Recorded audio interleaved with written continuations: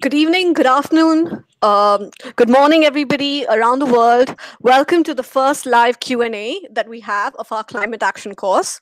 My name is Chiteshri, and I'm a program manager at the STG Academy. I work at the New Delhi office, and we are very excited because we have with us Bill Horak of the Brookhaven National Laboratory, who is talking to us from New York. So this is one of the fantastic things that we can do, whereby we can bring you live sessions. You can have a moderator in one corner of the world, and you can have one of our faculty members of the course in another part of the world. And hopefully we have all of you tuning in from different parts of the world and willing to ask us questions. I'm just going to take a moment to Bill, just ask my colleague to see if we are broadcasting live, loud and clear. Okay. Sabia, can you hear me on the live? Yeah, but Bill, it is slow. Great. All right. My colleague advises me to speak a bit slower, Bill. So They usually tell me that too. So yes. So yes, and I am mindful of the fact that I have an Indian accent and your accent is distinctly American, and we should be well aware of the fact that we have students from all over the world. So yes, speaking slow would be a very good idea. okay. But thank you so much for joining us, Bill. And it is wonderful that you were willing to do this with us. A very happy 2018 to you. I hope that this year is looking very promising. And just a refresher to our students that Bill is part of Module 3, Chapter 5, where we actually discussed renewable energy and the options that we have on renewable energy. And Bill is our expert in nuclear energy. So before we start anything else, Bill, I would just like to backtrack a bit and ask you, how did you come to know, how did you join our faculty? And could you tell us the journey that got you from being a nuclear specialist and to the position that you are? And if somebody was interested in the work that you do, how would they get to where you are, maybe 10, Okay. 15 years from now? Well, let me start off by how did I get involved with this? I had interacted with Dr. Sachs on nuclear matters through Columbia prior to this. And Aleda Crete reached out to me. It asked me if I'd be willing to do this. And I, of course, said yes. It's always a pleasure to work with Columbia and with the Academy. So it's really a lot of fun for me. So how did I come to be doing this? I have a rather unusual story because I don't follow the normal career path. I was an aeronautical engineer by training. I studied aeronautical engineering for my bachelor's degree. And while I was doing aeronautical engineering, I became interested in a type of rocket motor. They're called electromagnetic thrusters. And they are used for deep space missions. For example, they were used recently on the mission to the asteroid Sirius and the asteroid Vesta. And it turns out there's a large overlap between that technology and the technology for nuclear fusion. So I became very interested in nuclear fusion and started studying that. And about halfway through the course for nuclear fusion, I became more interested in what we call the bottoming cycles. So in other words, how you convert the heat from nuclear over to practical things like steam and into electricity. And that also had a large overlap for my aeronautical engineering. So that's how I became interested in nuclear. And I started to work at Brookhaven National Laboratory as a student. I liked the work. It's always been changing. I managed to work on something new every about 5 years, so I don't get bored. Recently I've started working on what they call small modular reactors, which is a smaller reactor compared to what we've done in the past, and which has potential for being deployed very widely, especially in what we call countries with emerging nuclear power programs. So that's kind of how I got here. I work at one of our national laboratories. There are similar laboratories in most all the other countries that I interact with, and they're it's challenging to work with a lot of PhDs because every one of them thinks that they're smarter than everybody else. So makes for an interesting day every day. All right. And William, as you mentioned that you have, if I recollect, even from the talk that you gave us last year, Yeah. you have actually at least 20 to 30 different PhD students working on this part of research.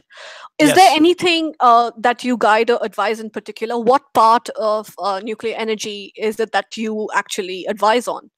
Oh, so basically, my area is what we call, the bottoming cycles. How we actually convert the heat over to electricity, or over to in many cases to just the thermal energy. For example, for desalination plants. Also, it's used sometimes for propulsion purposes. For example, the Russians run a fleet of Arctic icebreakers. And so I really am involved more with that part of it. And that has a lot of crossovers with renewable energy for obvious reasons. Heat is heat, and we don't really care too much how we get it. So that's the part that I work with. So. And since you've actually said heat is heat and we don't care about how you get it, we have a question coming in from Clement Goldson in the live chat, and he says, "Good morning, all. The sun is the Earth's closest functioning nuclear fusion reactor. Given the urgent need for carbon-free energy, why are we not making more use of solar thermal energy?" Now, this is in clash. I know that you work in nuclear energy, and then there's this big Sure. question about Okay. nuclear versus solar. So, Okay. could you give us your case for nuclear energy and why you think Well, it is the better well, form of well, energy? I'll take on his question first, and Okay. so I would correct him that the sun is not the nearest nuclear fusion reactor. We do have nuclear fusion reactors here on Earth. Unfortunately, right now, in order to make them work, we have to put more energy into them than the energy we get out. So I just want to kind of correct that misimpression. We hope to eventually. We have demonstrated what we call breakthrough, the Lorentz criteria, which is we now have demonstrated we can make as much energy as we put in. However, we can't convert that energy and put it out to usefulness on that. That's going to be the job of the project, the ITER, which is the International Tokamak, which is being built in France as we speak now. That will be online in the early 2020s. And at that point in time, we should be able to demonstrate the practicality of fusion. But we have many fusion reactors right now on Earth. They just don't work as well as we'd like them to right now.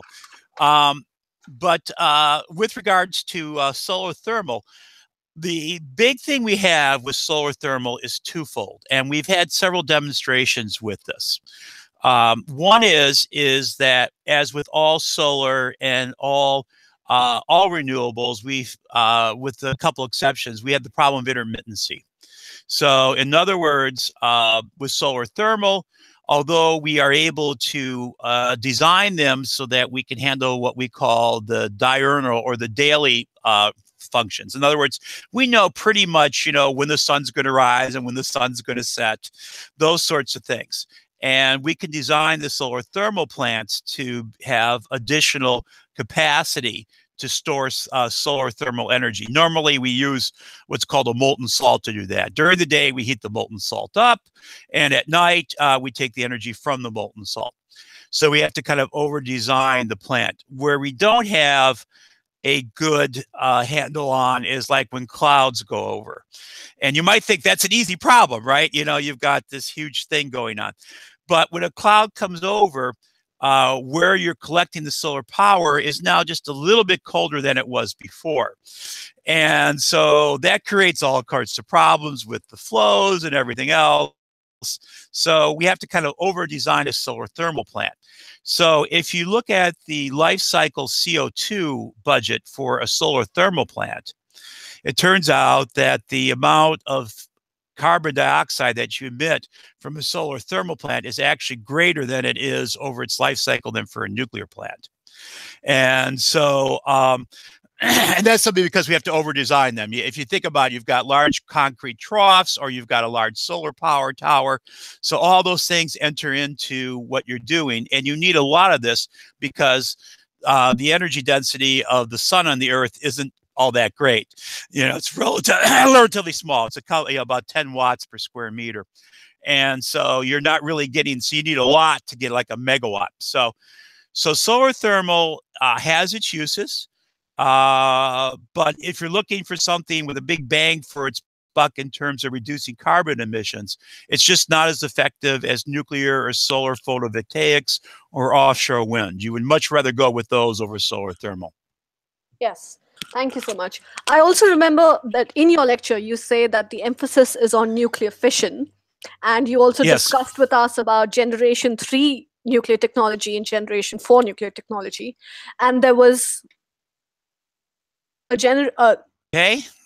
Oh, you're back. So yeah, generation 3 are the plants that are being built right now. Yes. They're being built fairly widely in across the world. There's 2 being built in Europe. We have 2 being built in the United States. There's about more than a dozen being under construction in China. There's 2 under construction in India right now, and another 4 scheduled. So they're scattered widely. These are plants that are designed for a level of safety much greater than what we have with the current generation of plants. For example, what happened in Fukushima is designed out of those plants. In addition, they have a slightly better ability to integrate with renewables. So the current generation of plants are designed to operate at pretty much constant power through their entire time that they're operating. And that's great. That's wonderful. You love that. You want to make sure that you've got 1,000 megawatts electric on the grid. You've got that. But say that you also want to put on an additional 1,000 megawatts of solar energy, which you know is going to go up and down. The current generation nuclear plants doesn't go up and down well. It has a very slow response time. The generation 3 plants are designed to respond a little bit better to that, so that they'll be able to allow integration of renewables into the grid better. And that's an important thing, because you do want to have the ability to put on as much of your wind and solar as you possibly can. So a generation 3, increased safety, increased flexibility with variable power sources. As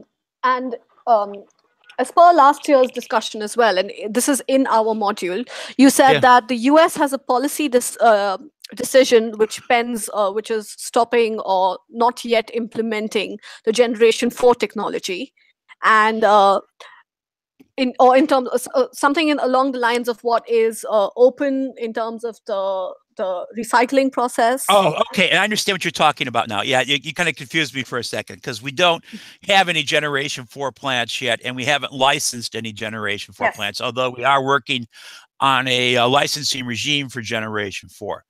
But basically what you're talking about is the fact that generation 4 plants are designed for higher utilization of uranium.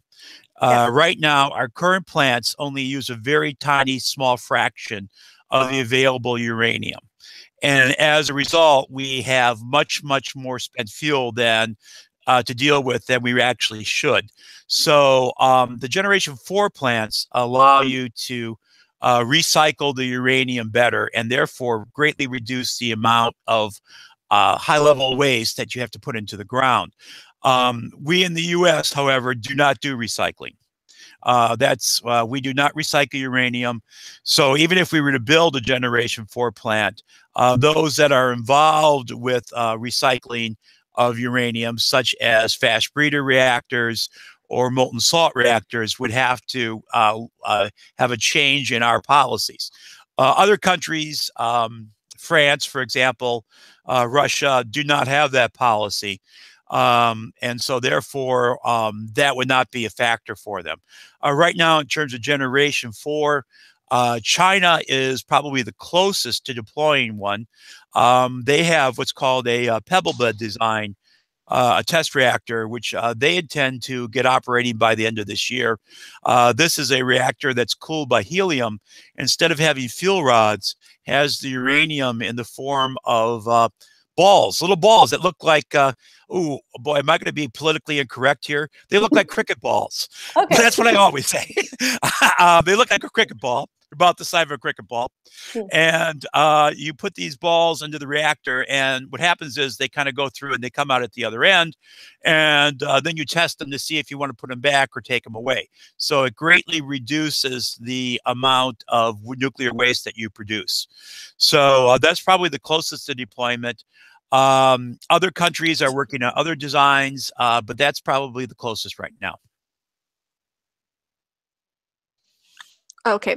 William, I'm going to backtrack to a policy question, and that is because Sure. I'm curious and I'm also a layperson.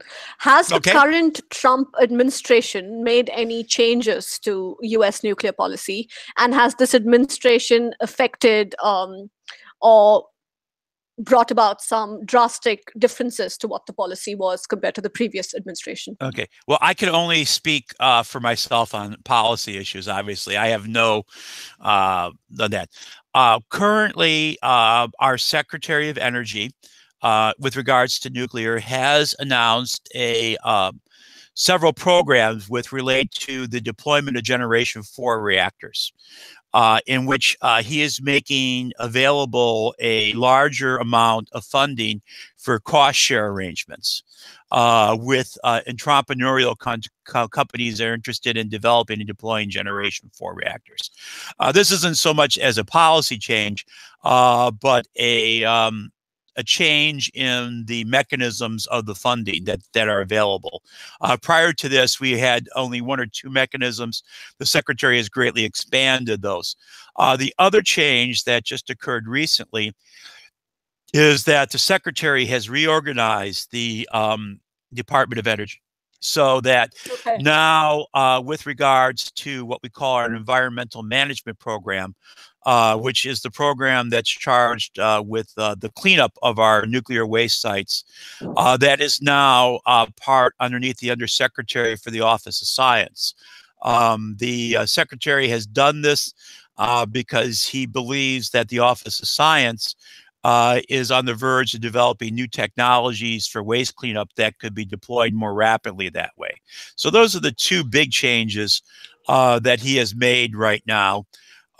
Recently, the Secretary approached our Federal Energy Regulatory Commission and asked them if they would be willing to modify the rules so that plants that have a 90-day fuel supply would be eligible for an increase in their cost that they bid in on. We have a very complicated system in the United States for supplying electricity, in that we have multiple markets with different market structures. A large part of the country has a market structure in which we have generation companies that are separate from our transmission companies, which are separate from our distribution companies. It's not what we call vertically integrated, which exists in many countries, where one company runs everything. But that's not constant throughout the United States. We also have areas where you have vertically integrated companies, and then we have other ones where the state actually goes out and buys the electricity. But for the ones that were in the more open market— Bill, that's the same scenario here in India, by the way. Okay, all right. Yeah. So it's not changing. So in the ones that were the open market ones, it's regulated by the Federal Energy Regulatory Commission. And so basically he asked for a change so that power plants that could keep a 90-day fuel supply would be eligible for additional,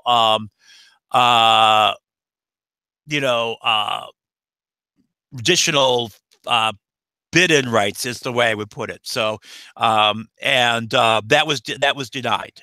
They did not feel that was necessary from a grid reliability perspective. And now the fact that you have intermittent or variable power sources coming in, that it was not necessary at this time to have this 90-day thing. They didn't mean they wouldn't revisit it in the future, but So those are the three things that have happened now. Okay. Okay, thank you. We do have another question that's come in live. Sure. This is from Nonda's Papa Michael, and they ask, out of additional 20 nuclear plants per year needed in order to meet the 2-degree scenario as per the IEA, how many will be of the Generation 4 type from now until 2030 in the US? Oh, okay. Well, in the U.S., that's an interesting question because he gave it to me till 2030. Yeah, that's until Right 2030. now in the U.S., we have not licensed any Generation 4 plants. Yes, We you are mentioned getting that very already. close. We are getting very close to licensing small modular reactors. The estimated market for those are because they're smaller. You need you need a lot of small modular reactors to equal 1 gigawatt.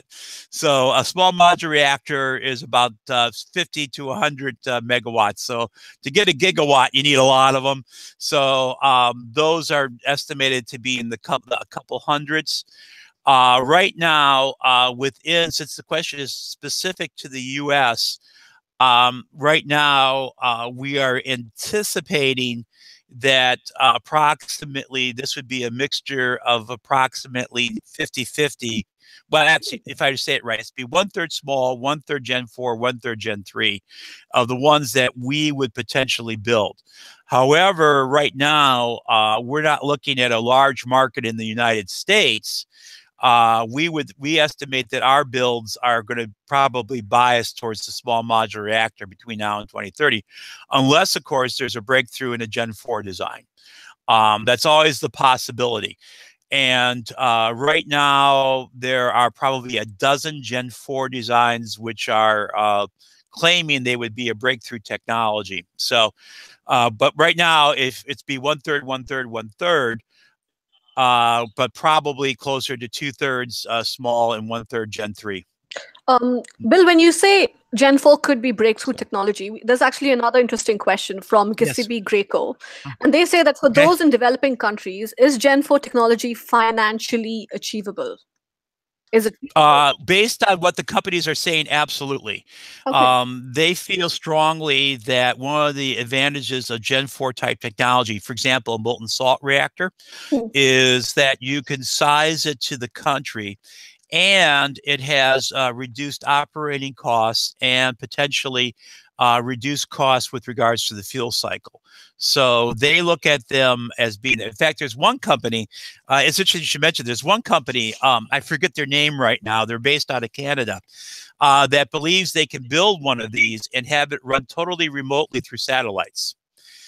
And so they really believe that they could deploy these reactors similar to the way we deploy diesel generator sets in smaller countries right now. So these entrepreneurial companies really do believe that they have a winning technology that has a large market, especially in developing countries. Okay.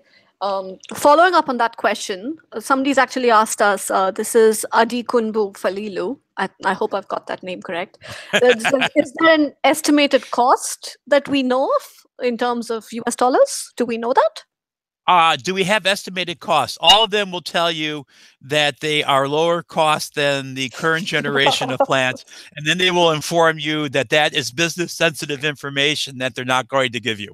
So there is something that's public knowledge that you can go to if you want to. Our Advanced Research Project Agency, Energy, we call it ARPA-E, has a program out there now. It's called Meitner, Okay. where they're looking for advanced reactor designs, and they've issued a set of goals in terms of targets for what they would like these plants to be if you want to get a grant from them. And you can go look that up. I don't have the numbers in front of me, but they're roughly if I remember correctly, because they're looking through, as they call it, home runs in energy technology. ARPA-E is looking for the next internet in energy, so to speak. I think that they were looking for something that 25 to 50% less than the current generation in terms of cost. So they had a very aggressive goal. So, that is promising. That sounds very promising. well, Maybe. it doesn't mean they could do it. So, like I say, Okay. ARPA-E is interested in home runs. They will tell you, and that's an American term. For all of you who are not from the United States, we play a game called baseball, and home run is a game changer, but very rare. For those of you who play football, your kind of football, not our kind of football, it's the equivalent of scoring a goal from beyond midfield. So if you could do that, you could change the game, but it's very, very rare. Understood. Understood. Bill, while we're on this, there's this very important topic, and this is something that I do know that a lot of people know vaguely about, but do not have the correct information about, and that is tackling nuclear waste. Yes.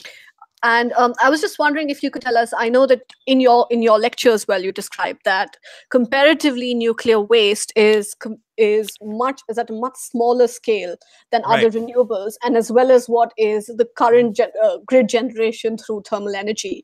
But because of the safety hazards and a popular understanding of how dangerous it could be on human life, and of course the ecological effects that it could have, we are very skeptical of nuclear power.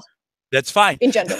So could you talk a little bit more about this and explain to us as to what should be the first concern when we think about nuclear waste? Okay.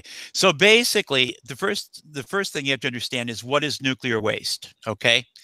And basically, those of us in the field divide it up into what we normally call low-level waste and high-level waste. And then we further subdivide high-level waste into high-level and spent fuel.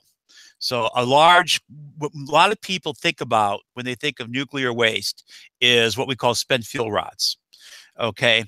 As I mentioned in my talk, almost all of the reactors today put the uranium into a pellet form, which is then put in large rods, which is put into large bundles. We only use a very, very tiny amount of that uranium. And as a result, we have a large number of these fuel bundles which we can't use, okay? For various reasons, after they've been in the reactor for a certain period of time, although they have a large amount of uranium in them, we can't use them. And so when most people think of nuclear waste, they think of these spent fuel bundles. We do not, in most countries, have a mechanism for disposing of those spent fuel bundles permanently, okay? We may have a legal mechanism, but we don't have an operating mechanism. The best way for us to deal, some countries, what they do with the spent fuel bundles is they do what's called reprocessing. They remove the fission products, which cause those fuel bundles not to be useful in a reactor, sequester those out, and then reuse the fuel bundle, okay? Doing this constantly. It turns out that that part that you remove, which is highly radioactive, is only highly radioactive and dangerous for about 100 years. Okay. When we think about things being dangerous usually the thing is, oh my God, it's going to be dangerous for 100,000 years or whatever. We're thinking about the uranium part of it, which is a low-level alpha emitter. Okay. But what we want to do with that is we want to put it back in the reactor and keep converting it into these high-level wastes that have a very short lifetime. And but we don't do that in the United States. We do not reprocess.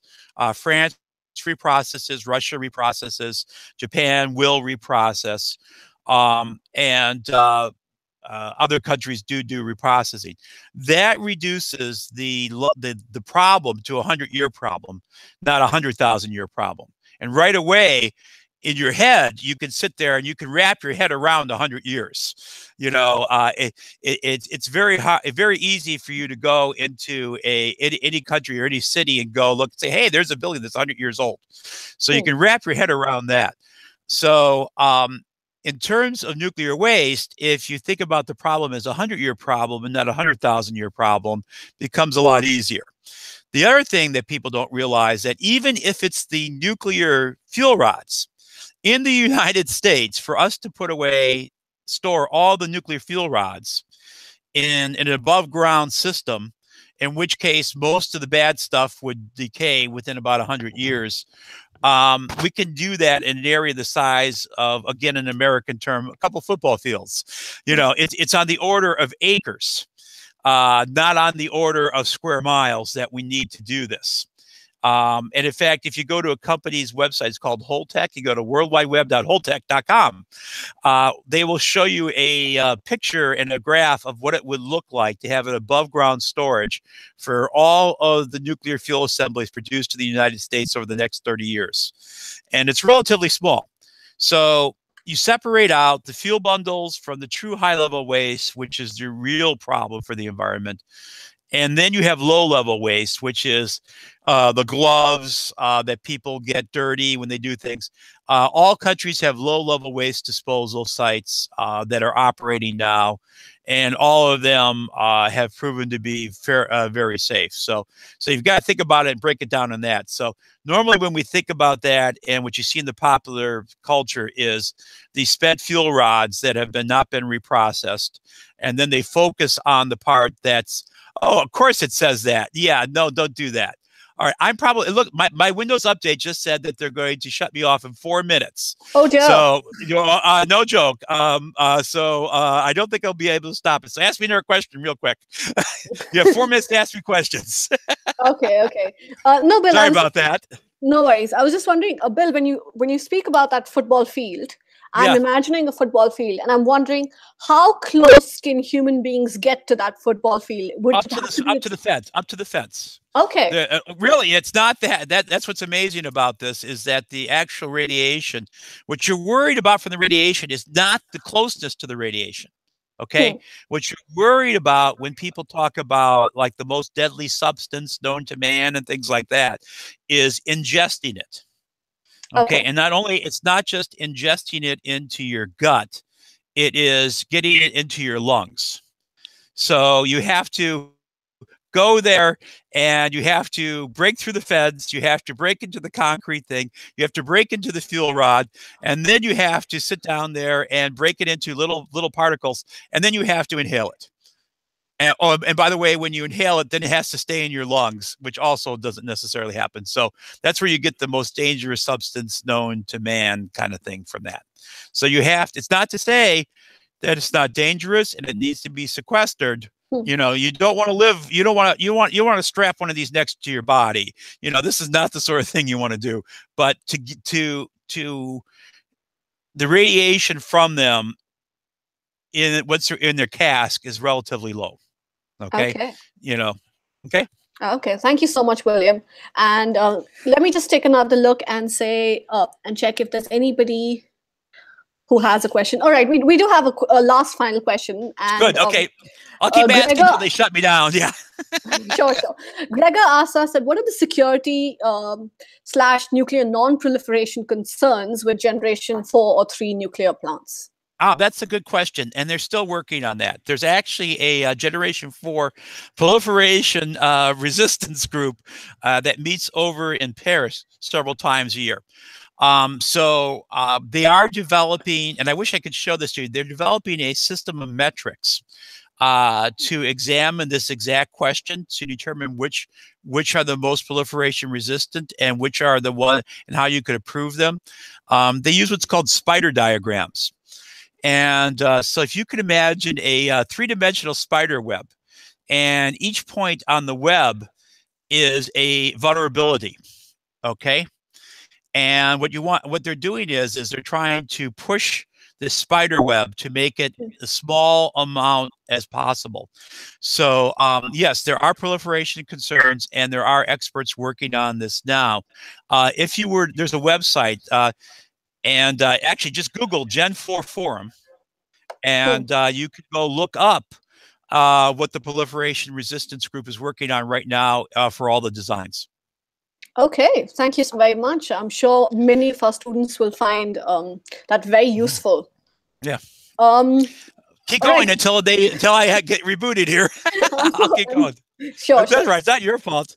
Yeah. So another question by Nondas, actually, where he says that do you see Germany's plan to shut all nuclear reactors by 2022 feasible? I think France has dropped its initial target and from 2030 and extended it to 2040. Yeah. So do you see Germany's plan as feasible? Well, it's always feasible. The question is what are the repercussions of what you do? Right now, for example, Germany has increased their carbon emissions. from where they were before. So even though they're ramping up their renewables, they're ramping up coal at a higher rate because they're shutting down their nuclear. And in fact, it's ticking a lot of people off in Europe right now, the adjacent countries, because of this great increase in their carbon emissions. So yes, is it feasible for you to replace nuclear? It's always feasible. But is it going to lead to a reduction in carbon emissions? The answer would seem to be no. It looks like it's going to lead to an increase in their carbon emissions. France originally was going to go from 70 to 50, and I think now they're going to try and keep it somewhere between those two numbers. I think they realize that they're very satisfied with what they're doing. Theirs was driven by a security concern. What they were afraid of is because their reactors are they're all the same reactor. Basically, it's serial built for the most part. They were afraid of finding a vulnerability in the reactor that would cause them all to be shut down at once. Okay. So what they wanted to do was basically, okay, we want to have diversification of our fuel supply. We feel we're too dependent on nuclear. So it wasn't a safety argument. It was a diversification argument. And they decided that they felt that that wasn't a problem for them. Understood. And okay. Yes, no worries. Well, actually, I just received, my alarm just rang. My apologies. Okay. To say that it is time for us to wrap up. So thank you so much for being with us this morning. And I want to take a special moment to thank, we have over 30 students actually tuned in live and asking us questions right now. So thank you so much. Yes, well, I'm sorry I couldn't answer more of them. But at least we got done before my computer rebooted. Yes. And Bill, actually, I will follow up with an email for the links. Somebody's asked us, is this Holtec, is it WHOLE Tech? No, it's HOLTEC. HOLTEC. All right. Mark just asked us, he wanted to see that. So yeah, no problem. Yeah, go for it. It's interesting article that they have on their website. Sure. So we do have a thank you to all the students who tuned in and asked us so many questions. And thank you so much, Bill, for accommodating us. I know that it is the morning for you and you have your day ahead of you. And it's time for me to say good night. And to all our students, please stay tuned. We will announce the upcoming webinars by next week. And we hope you enjoy the course. And please keep the questions coming. Thank you. And thank you so much, Bill. Thank you again. And have a good day for you. Bye. Thanks. Bye.